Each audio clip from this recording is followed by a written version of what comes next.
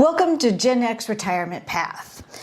In today's video, we are going to compare Spain to Portugal, two very, very popular countries for expats to retire to.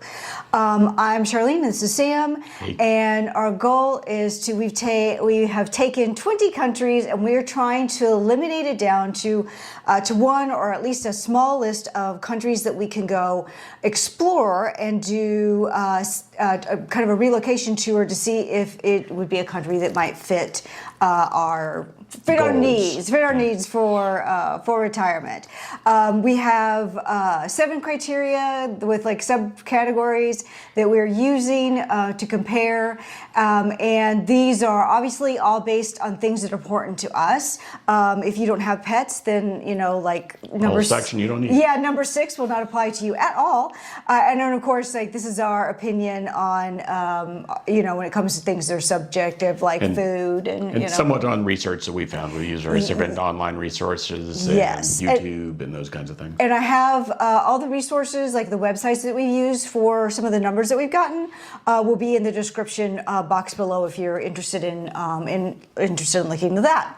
So, Spain versus Portugal. This is probably in European countries. These are probably the 2 biggest that most people are looking at. They have had somewhat generous ways to get visas, and once you get they're both in Schengen zone, so once you get a visa for a country in the Schengen zone, then you can travel freely in that zone without having the limitations that like we would as Americans that don't have a visa there. Right. So kind of a big deal because a lot of people, Europe's just got so many cool things to go do and see, and we're lucky if we can get a week or 2 every couple of years to go visit, and definitely something that a lot of people want to do. But if you're living in the middle of it, you can go anywhere you want. Exactly. You're a train ride or a short flight probably away from most of the things that you would want to see or do. So you're probably familiar with Spain.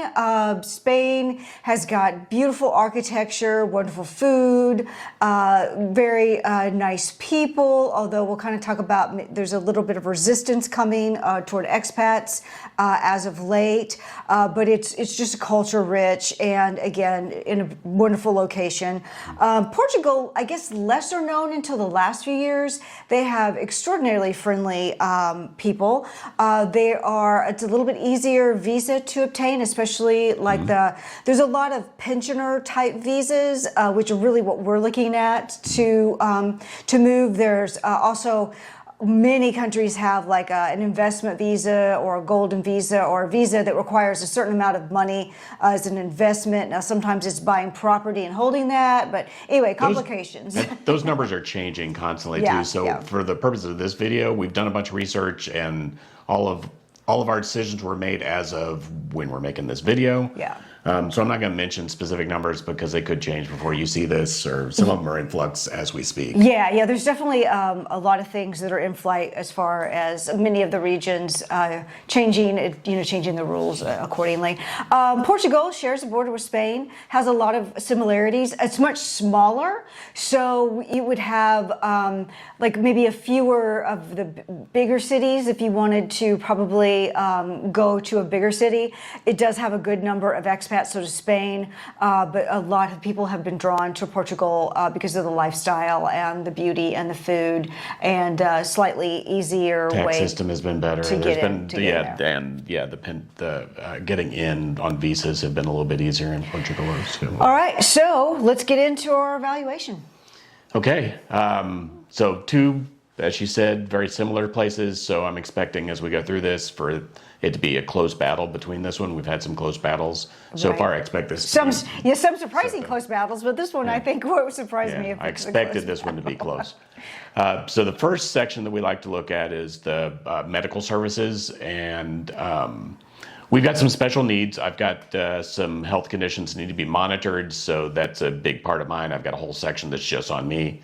and then a section on Charlene. It's going to be harder for me to get insurance than it will be for her, so it's good for me to know whether there's a public system or not. Right, that you can buy into and that's affordable. Yeah, that you can get once you get residency and that sort of thing, to make sure that all of my needs are still affordable. And it really surprised me, and I think I've said this in other videos, but it's really surprised me that there's so many countries that have private options. That is so nice to see, because they have a public option, which are for their people that have paid the taxes and kind of deserve that to be a part of their, their government benefits. But to also be able to go in to buy into a private sector has just kind of been a nice surprise. Well, yeah, as we talked about that too. These two countries were very similar in what they did and offered. For Portugal, I think the thing that lifted it into parity with Spain was the fact that it did have that private insurance you could buy. Once you get residency, you do get into the socialized medicine, into their basic, every citizen gets this type of medical care. So you can go and get the public public hospitals, that kind of thing. You can get all sorts of services done there. The drawback is sometimes it can take a while to get in, and it's just a little bit slower, and the services aren't quite as pristine? Or? Yeah, as nice as what we expect here in the United States a lot of times. However, they are perfectly good from everything that I've read and been able to find statistically. But Portugal has a better private insurance. It's more affordable. It provides you with a little bit better services. The step up from the private to from the public to the private is much better in Portugal than it was in Spain. So that brought them into parity with Spain in general. Spain has the better hospitals, though. Normally, if you're looking at just level of hospitals, you can find good ones in Portugal, of course, too. Charlene's going to be able to get insurance, and both those private insurance is available. It's about the same general for her. So that one was dead even. So far dead even on two of the criteria. And then we live in Raleigh, North Carolina right now, and so we've got some really good hospitals around us. We've got Duke and UNC, which both have good hospital systems, yeah. And unfortunately I've had to experience both of those. So I have direct firsthand experience, so I kind of know what a good hospital should be like. So looking into this, when we rate this, I kind of look and put it on how good are they compared to Raleigh, not just how good they are in general, how good you see online. So from what I can tell here is they're very, very close to what we have in Raleigh. The thing that in both these countries may be a little bit lacking is some of the more cutting edge treatments for various different conditions. I don't expect to need cutting edge treatments, so we rated them both very highly. So for this particular one, medical services, it's a dead wash for the two of them. Both very high scores compared to some of the other places that we've looked at too. Okay. Next thing we like to look at is the infrastructure. How good are the roads? How good are the utilities? How dependable are the utilities? Does power go off a lot? Does it come back quick if it does go off? And how ubiquitous is high-speed internet? We do a bunch of stuff online, and as we get moved into retirement, we may do even more if we do a side hustle that involves something like posting videos to YouTube. Right. So those kinds of things need to be, for us, that's a priority. For some people, it might not be. High-speed internet might not be a priority for you. For us, it is. Also, transportation is one of the criteria here, and transportation I usually define as how easy is it to get to other places from that. For these, I'm going to expand that a little bit because I was trying to see whether I could find any difference between the two, and put it how easy is it to get around inside the country itself, as well as getting out of the country. And then we like to look at water quality to make sure that the water is drinkable, whether we have looked at some places that just water availability was a little bit difficult sometimes. Right. So we like to look at that and see how easy it is to get water. All right, so now I've given you the overview of what those things are. How did they rate? Road systems, both are pretty good. If you get into the kind of the smaller country roads, they get a little bit less well maintained, but that's true in the United States as well. I was going to say that sounds similar. So it's not a big drawback for us. But in comparing the two of them, in general, the roads are going to be a little bit better in Spain. They've got more money to spend on that. But from what I could tell, I rated them exactly the same, because trying to use the Portuguese roads to the places that we would probably go to seems to be the same. Seems to be like they're in pretty good parity, and Portugal is trying to put money toward infrastructure, so it's a good thing. Utilities. This one again was very close, but Spain gets a little bit of the nod because they're doing some work to improve their utility reliability, and their high-speed internet is much better than Portugal's right now. The transportation section, Spain again takes it by just a little bit on this rating, because they've got trains not only that go to other European countries, which you can get in Portugal, but they've also got a better train system internally, so you can get from places inside Spain to one city in Spain to another city in Spain, a little bit more reliably using the train, or maybe more conveniently using the train. Which is good because it's bigger, so you would probably want to, wherever we get to, we are going to want to explore the country, so... we're going to want an easy way to get there, and driving isn't always the preferred method of transportation in European countries especially. Yeah, so that one's Spain a little. All right, back from our bark break. Back from a quick bark break. I think we were on water. Yes, we're on water, so, as I recall. So the water, after that extended bark break for us, for you, no break at all, but water was a dead heat on the two of them. They have decent water, drinkable. We probably want to filter. For either place we're probably going to filter the water. Right. So infrastructure, winner Spain by a hair, just a little bit. All right. Now, safety and stability is a big thing. We want to know that the government really isn't something that I have to think about a whole lot, that doesn't do a whole lot, that impacts my life in a negative way, or makes me spend a lot of time having each year or every election cycle having to rethink how I'm living my life. Right. Intrusive security measures on routine life. Is there a lot of checking my ID on the street? Is there this kind of thing is what I'm thinking.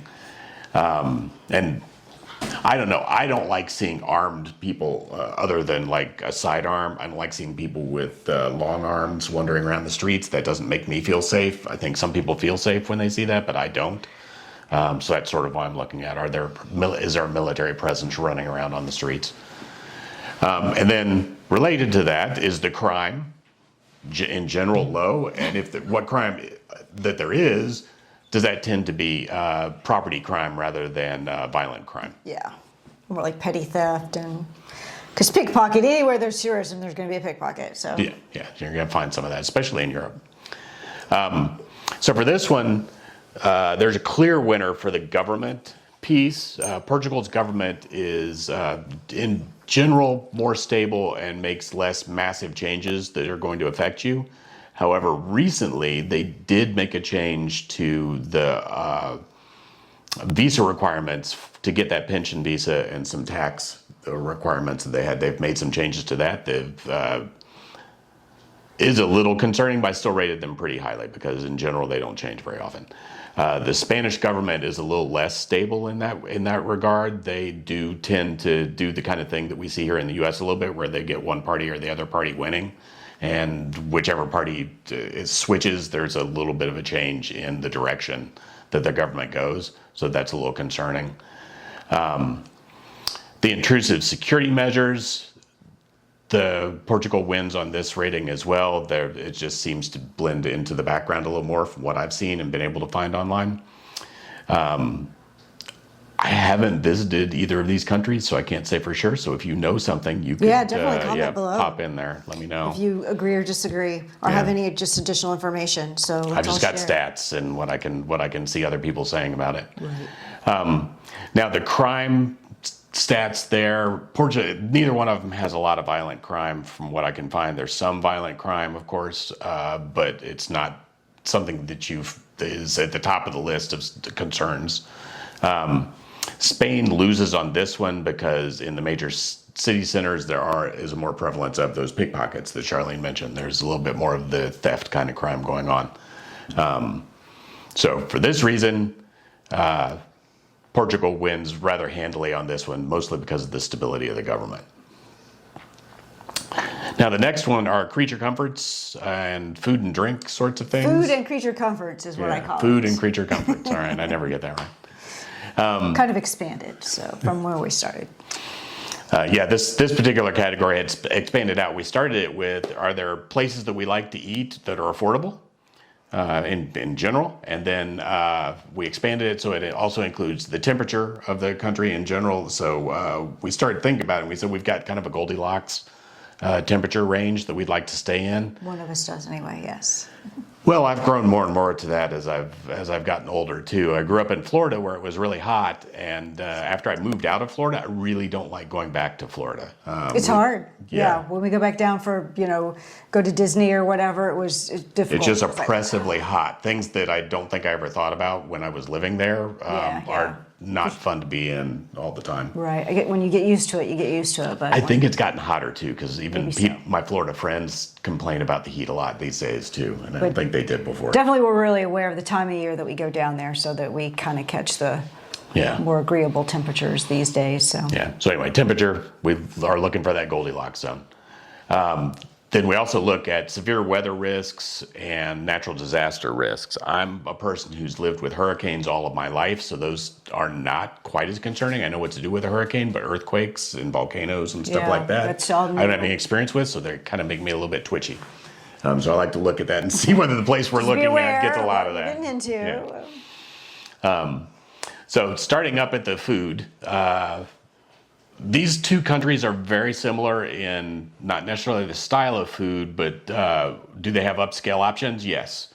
Spain tends to have more upscale options. We're foodies. We like to eat out at good places. Spain has more options of those because it's a bigger country. I think because it's a bigger country. Plus, we're a lot more familiar with Spanish food, with tapas and things like that. That's pretty common. Spanish restaurants or people that have dishes that kind of reflect on that style of cuisine are much more common than I think the Portugal restaurants. That you find in Portugal. Because I don't know. The typical Portuguese meal is something that we're not very familiar with. You can't go out and find a Portuguese restaurant usually. Right. And in most cities, I think in big cities, perhaps you can do that here, but I've never run into a Portuguese restaurant. So anyway, because of this, they rate the same because Portugal does have opportunities for upscale dining. They have opportunities for eating foods that are traditional things that you might... Local cuisine. They're local cuisines, but you can also find Italian food. You can also find Thai food. You can find these types of restaurants. They're good. It may just not be quite as prevalent as you can find in Spain. It's going to be a little bit easier to find the variety of food that you like to eat there. But overall, for each of these rating sections, they ended up exactly the same, except on the some familiar dishes. You kind of touched on it. Portugal's going to have more of their local fare that's going to be a little bit different than the Spanish food. You can find a tapas place here, and you are kind of used to that sort of food. Right. And it skews a little bit toward the Mediterranean fare there as you get onto the Mediterranean, that kind of thing too. So in any case, for most of this, it's Portugal. Spain wins a little bit on the familiar dishes. Temperature, Portugal wins that one, takes it back because although the temperatures are somewhat similar because they're in the same general. They share a border. So. Yeah, they share a border. They're on the same typical general longitudinal position in the globe, so they have some of the similar weather patterns. But most of Portugal is near the coast, so they're getting more of that sea breeze that's coming over. That's going to keep them a little bit cooler. They're a little bit more moderate, less swingy in the temperature range, and the temperature range is closer to what Charlene likes, just as her Goldilocks zone. It can get very hot during the summers in Spain, so that's something to be aware of as we were looking at places to stay. It can get very, very warm there. So for this one, Portugal wins the temperature. Natural disaster risks, you can get some earthquake type of activity there, although in both places, although it's not massively, it's not a big problem. And you can also get some big storms that come in and that sort of thing, but there's not much separating either one of these, so they're very close on that one as well. So this particular section, the creature comfort section, Portugal wins, but by like a tenth of a point on our little rating scale. So it was very, very, very close. Next section is social factors. This kind of relates to how we integrate into the country. So is there an expat presence? Is the local language going to be relatively easy to learn?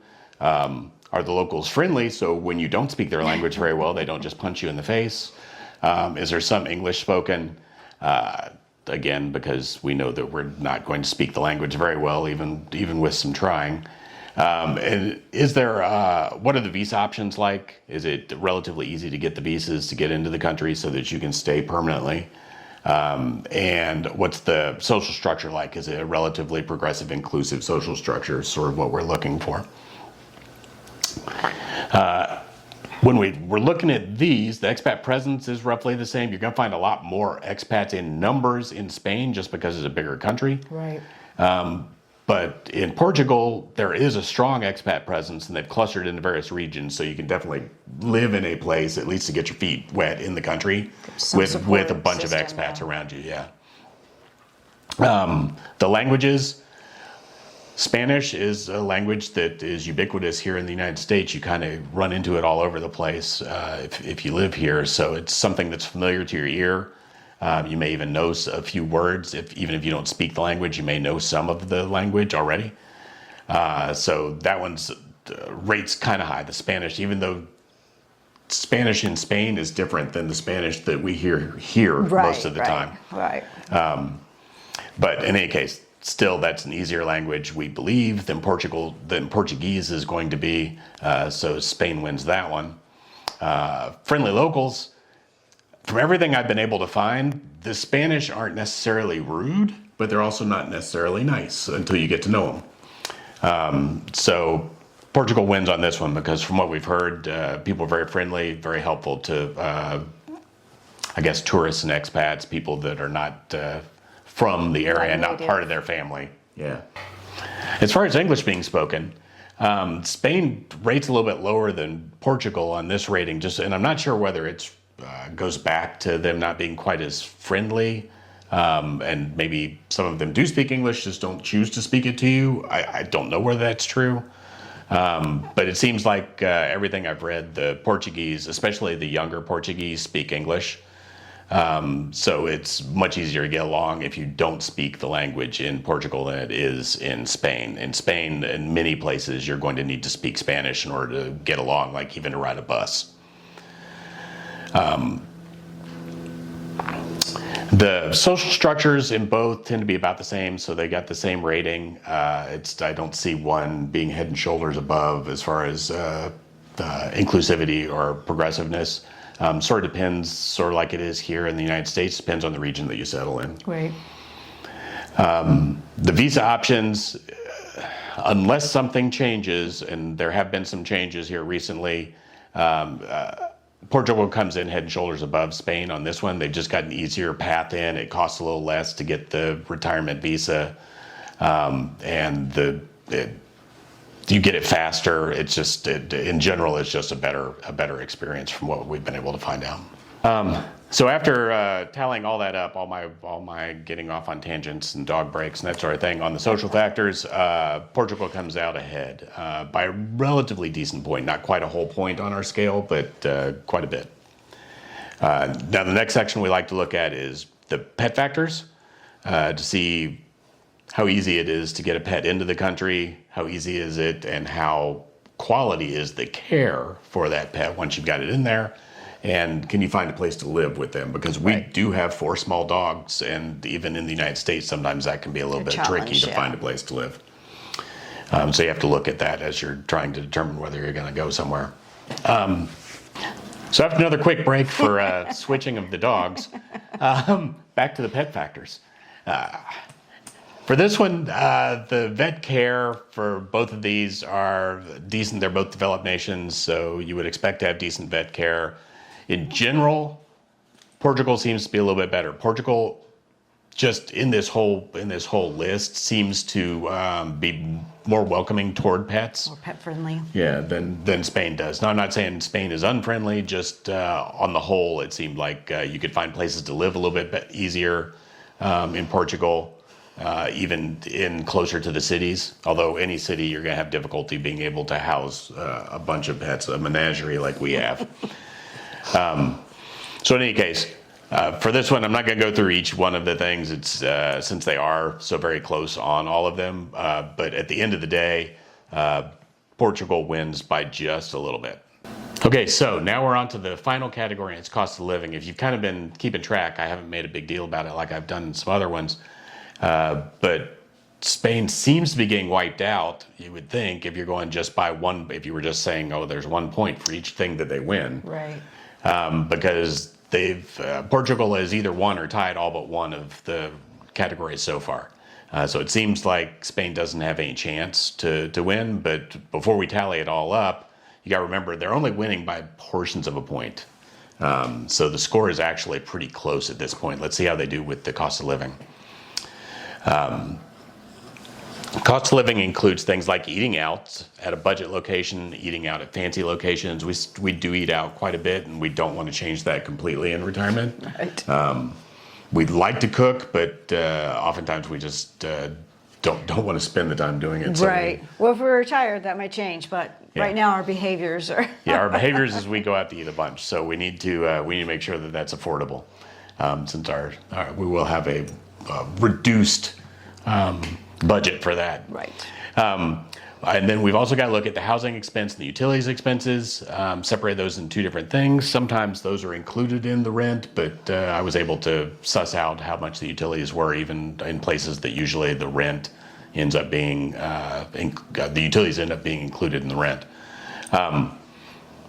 And we are thinking about renting, not buying. I know some people are looking to buy property in other places. I've got some friends who've already bought property in the place that they're going to retire to.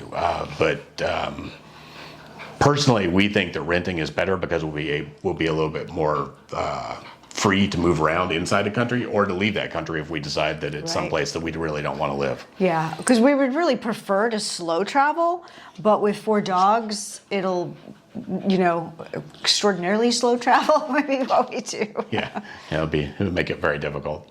So then the other piece of this is the vehicle operating expenses and how affordable are groceries for those times when we do want to cook at home.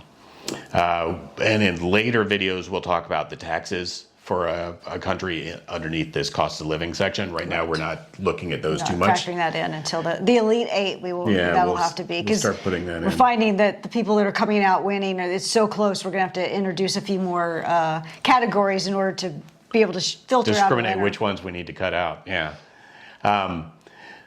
So there's quite a bit of difference between these two. Was a little bit surprising to me that you could eat out at a budget location for a lot less in Portugal than you could in Spain, but the eating out at a fancy location, the prices were very, very similar. Portugal wins on both these, but they win by a couple of points as far as the budget location. Oh. So you can definitely eat out on a budget if you're eating local foods, that kind of thing, better in Portugal than you can in Spain. The housing expense for rentals and the utilities kind of flips. So you can eat out better in Spain, but I guess because of their infrastructure and because they're bigger, maybe they've got something allows them to give you an economy of scale. More options, maybe? Yeah, more options maybe do it. But for this one, Spain wins by a point in both of those categories. So kudos Spain, you're making up some ground. Vehicle operating expenses, it's Europe. Vehicles, just having gas for a vehicle is expensive. Somewhat, the transportation piece somewhat ameliorates that, but we figure we're going to have a car wherever we go. We come from America, and it's kind of a car culture. We are used to having one. To figure out how not to, but probably we'll have a car. We'll probably have a car. So in any case, in this case, both of them are terrible as far as expenses are compared to the U.S., with Portugal being the lowest score possible that we had. They were one of the highest countries for gasoline. So Spain, again, takes a little bit there. And then affordable groceries. It was dead even on that. The groceries are about the same in both places. So makes sense. yeah, I guess you're going to about the same place for each of them, and they're coming from the same general farms, I'm assuming. However, on the whole, balance all that out, it's a dead tie. So who do you think won? I think Portugal. You'd be right to think Portugal, but by less than you think. Okay, so we've got our scale, and normally I don't expose these numbers because it's just kind of weird numbers. And nobody wants to hear nobody wants to hear the numbers. Yeah, it's like, but in this one, number. Spain came out at 7.429 on our scale, and Portugal came out at 7.779. All right. So just by a little bit, teeny tiny bit. A little bit, yeah. Portugal noses out Spain. So I think I'm going to keep Spain. Actually, Spain's going to be there in my back burner, in my hip pocket, especially if you end up in Portugal. Yeah. Spain would be an easy move later on. You could end up in Portugal and go, okay, I want to give Spain a try, and you could go do that for a little while. I think the same thing about Greece too. Like I wouldn't want to take it completely off the list, no matter what. But maybe with less than 4 dogs, maybe with 2 dogs, that would make more sense. And dog doesn't want to give he's not the one who's going to get thrown out just so she can go to Greece. Yeah. Nobody's going to get thrown out to go anywhere. So everything will take its natural course. All right. Anything else? That's all I have for Spain and Portugal. Again, I don't know which one I'd pick really, but I guess we're going to move Portugal forward though. They will. I think the only caveat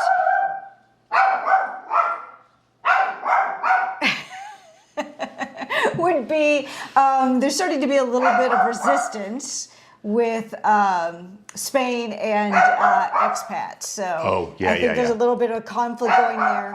There's a lot of real estate being bought up by expats. And I think that's causing a little bit of problems, which Teddy has strong opinions on that too. Teddy feels strongly. He is for the people of Spain. He's really mad at Spain for treating us that way. He'd really like to live there or something. I don't know. We don't know really his opinion on any of this. So, all right. So we'll wind it up since we need another doggy break. Thanks for watching, and until next time, live your truth and live well.